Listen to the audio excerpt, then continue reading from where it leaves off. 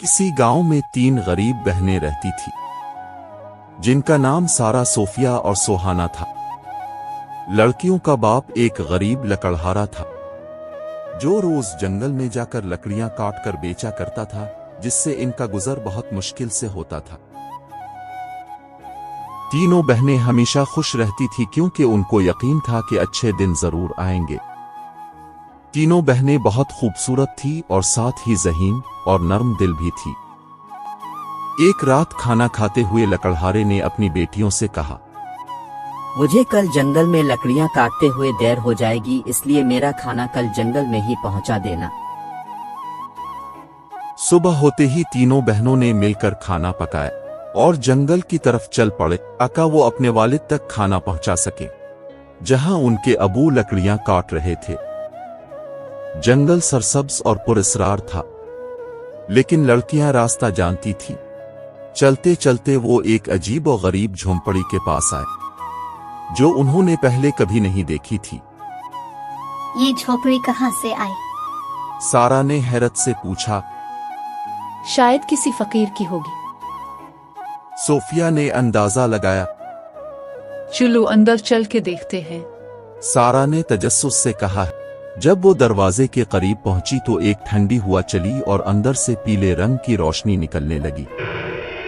अंदर एक बूढ़ा आदमी बैठा था, जिसकी आंखों में बहुत उदासी थी।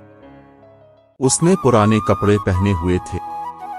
इस आदमी ने लड़कियों को देखा और फिर अपना चेहरा नीचे कर लिया, जैसे इसने देखा ही ना हो।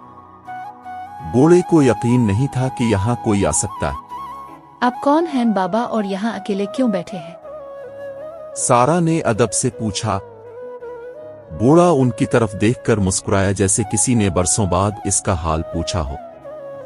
बूढ़े आदमी ने एक गहरी सांस ली और कहा, ये झोपड़ी दरअसल एक शानदार महल था, जो जादू के असर से झोपड़ी बन चुका है। मैं इस महल का मुहाफिज था, लेकिन एक जालिम जादूगर ने इस पर जादू करके मुझे बंद कर दिया।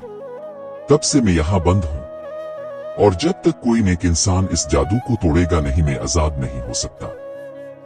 बहनें एक दूसरे की तरफ देखने लगीं और जानती थी कि इनके पास दौलत नहीं है, लेकिन इनके दिल मोहब्बत और नेकी से भरे हुए हैं। सोहाना ने पूछा, बाबा, हम आपकी मदद कैसे कर सकते हैं? बूढ़े ने मुस्कुरा कर कहा, अगर तुम तीनों सच्चे दिल से किसी एक चीज की कुर्बानी दो, तो जादू खत्म हो जाएगा। सारा ने सोचा और बोली, मेरे पास ये सरफ दुपट्टा है जो मेरी माँ की निशानी है, लेकिन मैं इसको कुर्बान करती हूँ। सोफिया ने अपनी उंगली से अंगूठी उतारी और कहा, ये मेरी सबसे कीमती चीज है, मगर मैं ये आपको खुशी से देती हूँ। सोहाना ने अपने जूते उतारे, जो उसको तोहफे में मिले थे, और कहा, ये मेरे सबसे अच्छे जूते हैं, मगर मैं उनसे ज्यादा किसी की खुशी चाहती हूँ। जैसे ही तीनों बहनों ने अपनी चीजें झोपड़ी के फर्श पर रखी, अचानक एक तेज रोशनी फैल गई। झोंपड़ी की दीवारें चमकने लगीं और देखते ही देखते वो एक शानदार महल में तब्दील हो गई। बूढ़ा आदमी अब एक खूबसूरत बादशाह बन चुका था। बादशाह मुस्कुराया और कहने लगा, तुम तीनों ने अपनी सबसे अहम चीजें देकर साबित कर दिया है, दिल की नेकी सबसे बड़ी ताकत है, और अब से ये महल तुम्हारा है। फिर अचानक से जंगल में इनके अबू भी पहुंच गए और हैरत से सब कुछ देखने लगे। अब वो गरीब लोग नहीं रहे थे, बल्कि 3 बहनें महल की शहजादियां बन चुकी थी। इनकी नेकी ने इनकी तकदीर बदल दी थी। जब जादू टूट गया और महल अपनी असल हालत में आ गया, तो वो तीनों बहनें और उनके अबू की हैरत की कोई हद नहीं रही। अचानक से महल की तहखानों के 3 दरवाजे खिले और उनमें से 3 नौजवान शहजादे निकल के आए। वो कमजोर और थके हुए लग रहे थे, लेकिन जैसे ही जादू खत्म हुआ, उनकी ताकत वापस आ गई। बादशाह ने मुस्कुरा कर कहा, ये तीनों शहजादे असल में मेरे बेटे हैं। जालिम जादूगर ने इनको भी कैद कर दिया था, और मैं महल का मुहाफिज नहीं, बल्कि इसका बादशाह हूँ। शहजादे अरसलान, नौमान और फैजान एक बहादुर सल्तनत के वारिस थे। वो बरसों से जादू के टूटने का इंतजार कर रहे थे ताकि आजाद हो सकी।